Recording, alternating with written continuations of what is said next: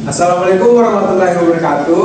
Waalaikumsalam warahmatullahi wabarakatuh. Kami dari kelompok 3 ingin mempresentasikan materi kami yaitu poin 5, yaitu pemanfaatan sumber pelajaran yang hidup dan tidak dipisah dalam pembelajaran. Sebelum itu kami akan memperkenalkan diri kami terlebih dahulu. Yang pertama saya sendiri sebagai moderator yaitu Rivaldo Hendriawan, dan di sebelah saya ada Saya Yola Cantika Amanda. Saya lagi bilang Ramadan dengan NIM 49. Saya Muhammad Ekan Kumantara dengan NIM 67. Saya Ahmad Dio dari NIM 61. Oke, baiklah, di sini kami akan langsung membahas poin pertama yaitu sumber belajar dan tidak bisa dalam proses pembelajaran. Untuk materi pertama akan dibahas oleh Yola. Yola dipisahkan. Oke, sumber belajar yang didesain dan tidak didesain dalam konteks pembelajaran. Sumber pembelajaran yang sengaja direncanakan, yakni sumber yang dirancang secara khusus untuk pembelajaran yang bersifat formal dan terarah. Seperti buku teks atau modul memiliki struktur yang jelas dan sistematis karena dirancang khusus untuk mendukung pembelajaran formal. Tujuannya pun spesifik, misalnya untuk mencapai kompetensi tertentu dalam kurikulum. Contohnya, sebuah buku matematika disusun bab-bab sesuai tingkatan kesulitan dengan latihan soal yang terukur. Sumber belajar yang tidak didesain, yakni tidak dirancang dalam proses pembelajaran, akan tetapi dapat diolah agar sesuai dengan tujuan belajar tertentu. Seperti museum atau tokoh masyarakat tidak memiliki struktur baku untuk pembelajaran, namun kita bisa memanfaatkannya secara fleksibel, misalnya mengunjungi museum untuk mempelajari sejarah melalui artefak, atau mewawancarai tokoh masyarakat sebagai studi kasus sosiologi. Tujuannya tidak kaku dan bisa disesuaikan dengan kreativitas guru atau siswa. Selanjutnya akan dijelaskan oleh Ranjil.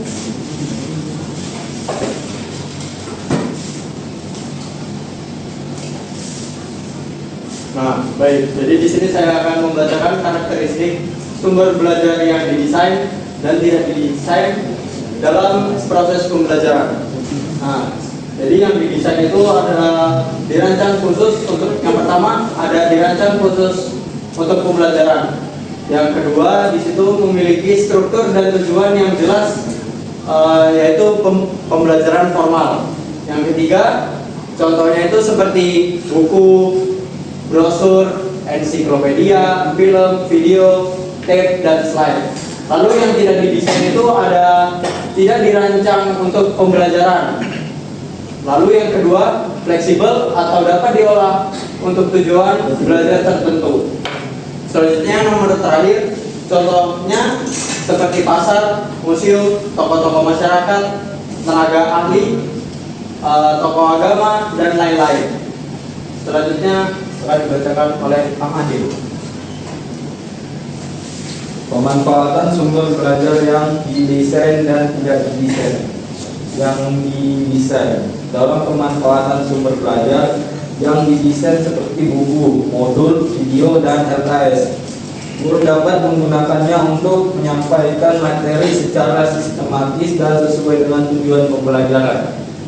Dan yang tidak didesain yaitu sumber belajar yang tidak didesain seperti internet dapat dimanfaatkan untuk mendukung pembelajaran.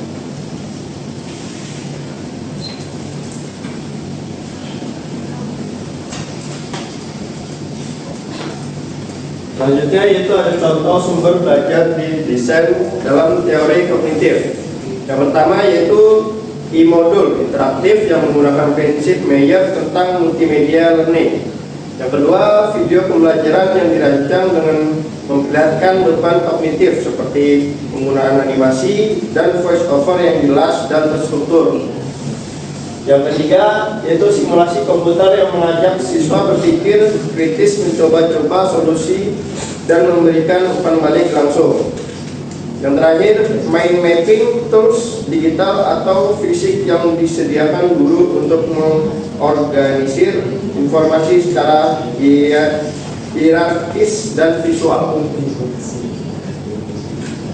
Selanjutnya yaitu contoh sumber belajar yang tidak didesain dalam kognitif.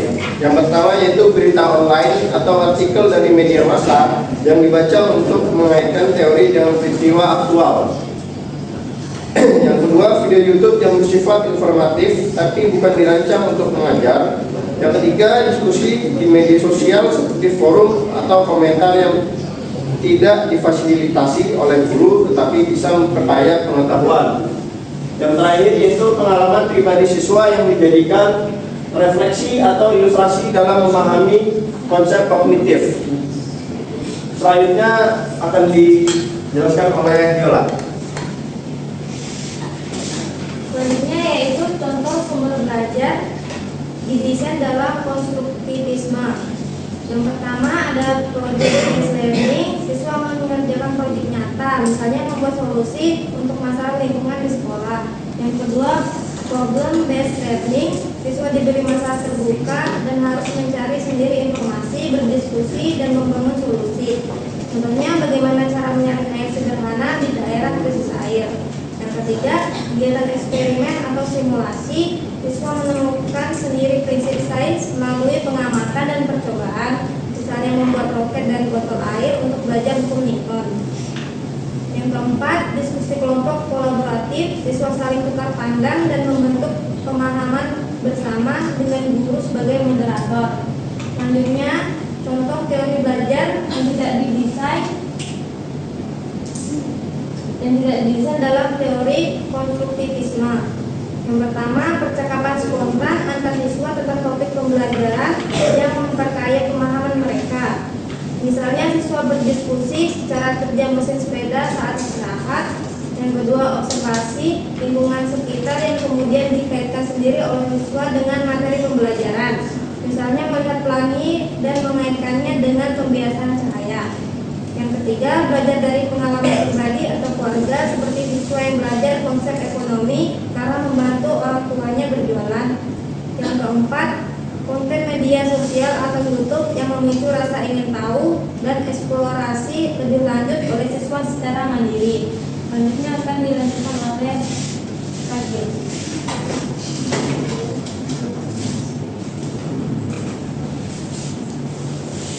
Jadi di sini saya akan membacakan contoh sumber belajar yang didesain dalam teori heuristik. Yang pertama, program pembelajaran berbasis reinforcement, misalnya aplikasi pembelajaran bahasa yang memberikan hadiah seperti poin atau lencana setiap kali siswa menyelesaikan latihan dengan benar. Selanjutnya, tes dan kuis dengan umpan balik langsung. Setelah setiap latihan atau ujian, siswa mendapatkan umpan balik langsung yang menunjukkan apakah mereka benar atau salah dan jika perlu penjelasan singkat. Yang terakhir, kartu flash atau flashcard. Menggunakan kartu untuk menghafal fakta atau konsep dengan memberikan penguatan reinforcement ketika siswa memberikan jawaban yang benar. Selanjutnya akan dibacakan oleh Tiga.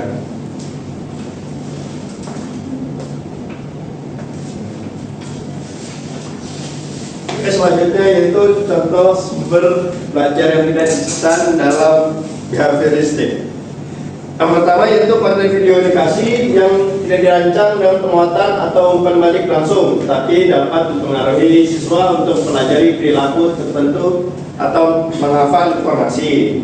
Yang kedua, pembelajaran mandiri dengan buku teks.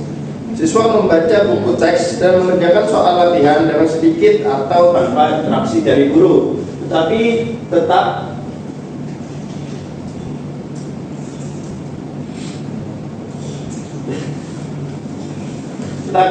mengalami perubahan perilaku dalam menguasai topik.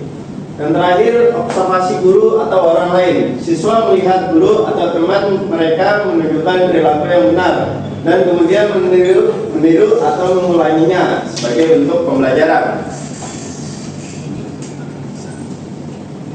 Selanjutnya akan dijelaskan oleh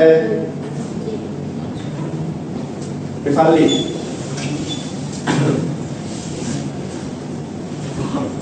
Oke, saya akan menjelaskan contoh sumber belajar humanistik, yaitu pertama modul pembelajaran yang membuat satu refleksi dan pemahaman diri. Kedua, video motivasi atau dokumen yang menekankan nilai-nilai kemanusiaan.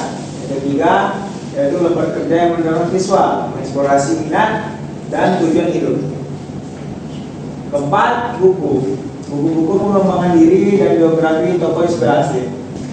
Kelima, yaitu media interaktif yang melibatkan emosi dan empati visual. Selanjutnya, di sini adalah sumber belajar yang tidak desain dalam teori humanistik. Yang pertama, yaitu pengalaman hidup pribadi siswa, misalnya menghadapi kegagalan konflik atau keberhasilan. Kedua, interaksi sosial sehari-hari dalam lingkungan, misalnya rumah atau sekolah. Ketiga, cerita dari orang tua, teman, masyarakat yang memberikan inspirasi pelajaran hidup. Dan terakhir yaitu situasi nyata yang dialami oleh siswa seperti bencana, kegiatan sosial dan lain-lain. Atau bisa disebut pengalaman pribadi dari sang pelaku tersebut. Sekarang masuk ke sesi tanya jawab dulu. Sesi tanya jawab, kami akan memberikan maksimal 3. Untuk ada orang yang bertanya silakan. Ya, kalau nggak ada yang bertanya, apakah ada orang yang ingin bertanya atau silakan untuk Mas Wahid. Assalamualaikum warahmatullahi wabarakatuh. Waalaikumsalam warahmatullahi wabarakatuh. Perkenalkan, nama saya Muhammad Fadlian Salamin dengan NIM 41. Sini saya ingin bertanya, teori belajar itu kan banyak, Ya, benar. ada kognitif, konstruktivisme, behavioristik, dan humanistik dan lain-lain. Lalu, coba dong kasih contoh konkret di mana masing-masing teori itu bisa diimplementasikan dalam desain sumber belajar yang kekinian di zaman sekarang. Lalu jangan cuma tapi kasih contoh yang applicable dan inovatif. Terima kasih. Selanjutnya tinggal 2 pertanyaan lagi. Apakah ada yang ingin bertanya tentang sumber belajar, terutama sumber belajar dalam pembelajaran? Oke.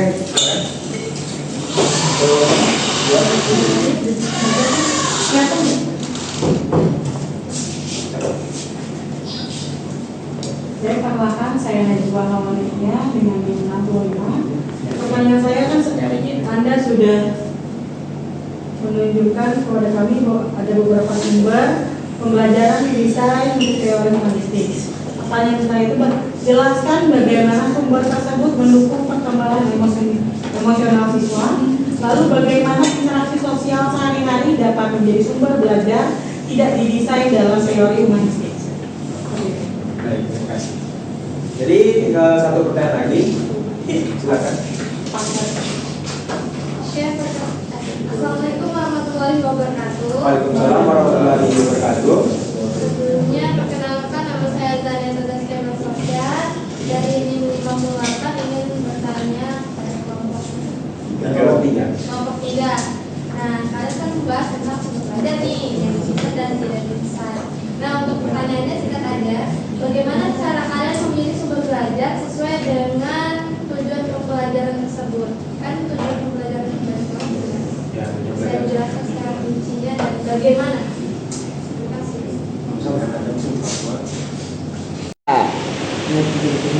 Baik, untuk pertanyaan dari Joa akan dijawab oleh Joa. Silakan. Oke, tadi pertanyaan Joa kan jelaskan bagaimana sumber tersebut mendukung perkembangan emosi siswa dengan yang sumber yang didesain kan. Yang kedua, bagaimana interaksi sosial sehari-hari dapat menjadi sumber belajar tidak didesain dalam teori humanistik. Pertama, bagaimana sumber tersebut mendukung perkembangan emosi siswa.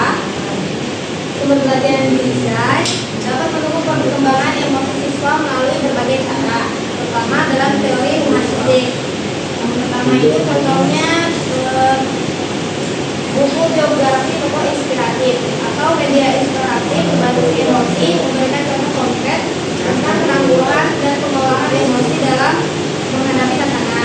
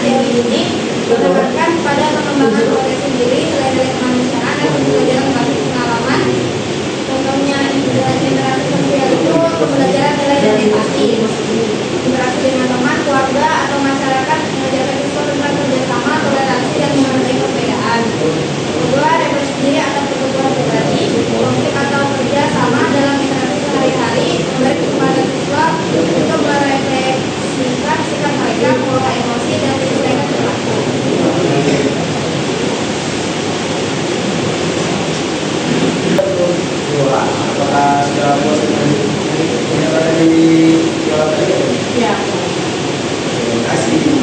Selanjutnya, Nah, selanjutnya untuk pertanyaan dari saya akan dibahas oleh Ragil bisa.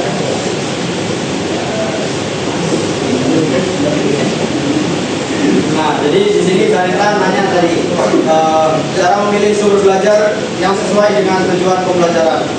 Jadi memilih sumber belajar yang sesuai dengan tujuan pembelajaran itu sangat penting agar proses belajar efektif dan terarah. Jadi langkah-langkahnya itu nomor satu itu bisa memahami tujuan pembelajaran. Jadi kalau mau belajar itu harus memastikan dulu kan arahnya kemana supaya jelas dalam bentuk apa sih kalimatnya, baik dalam pengetahuan maupun keterampilan.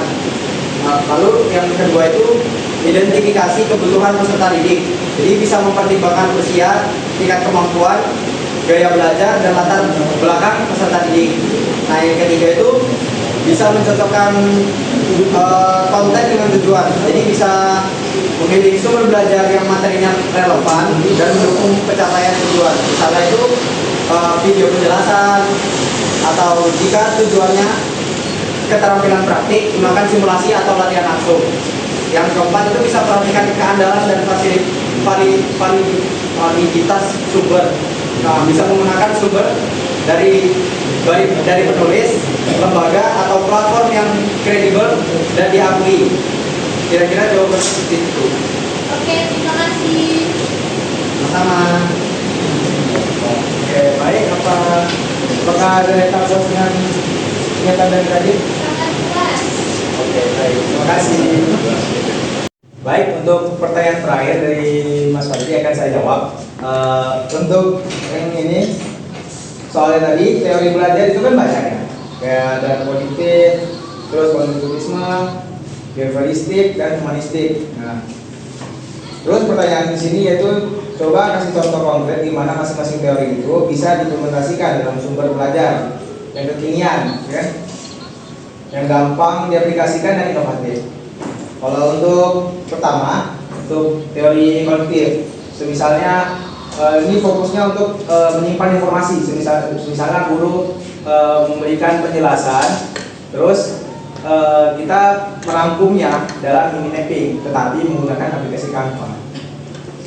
Terus kedua yaitu teori kognitivisme. Di sini fokusnya untuk membangun pengetahuan dan juga interaksi serta lewat pengalaman juga. Contohnya seperti membuat PJBL atau Project First Learning menggunakan via Google Workspace. Jadi di sini siswa disuruh membuat proyek, misalnya membuat proyek kampanye lingkungan, tapi digital dan didiskusikan secara meeting. Terus ketiga, teori behavioristik. Ini fokusnya untuk belajar stimulus. Nah, ini saya ambilnya Kahoot, aplikasi Kahoot. Nah, di sini kan misalnya siswa ini diberikan soal-soal Kahoot. Misalnya nanti kayak dia salah dalam menjawab soal tersebut, nanti diberikan contoh jawaban yang benar seperti apa. Misalnya dia pilih A, tapi jawaban yang benar itu D. Dan ketika pengulangan kembali, nanti dia bakal memahami, oh ternyata jawaban ini salah, sehingga saya pilih jawaban ini. Untuk terakhir yaitu humanistik. Nah, humanistik ini fokusnya untuk menumbuhkan potensi diri dan belajar merasakan minat dan bakat siswa. Di sini saya ambil contohnya membuat video inovatif, learning jurnal digital di Pedal atau Blogger. Di sini siswa menulis refleksi harian atau mingguan soal proses belajarnya. Kedua, dalam bentuk tulisan, video atau audio seperti podcast. Oke, itu jawabannya. Apakah Mas Fadli paham atau? Ya paham, cukup. Oke, terima kasih. Jadi sekian dari presentasi hari ini. Mohon maaf jika ada salah kata dalam proses penjelasan kami. Sekian dari kami. Assalamualaikum warahmatullahi wabarakatuh. Waalaikumsalam.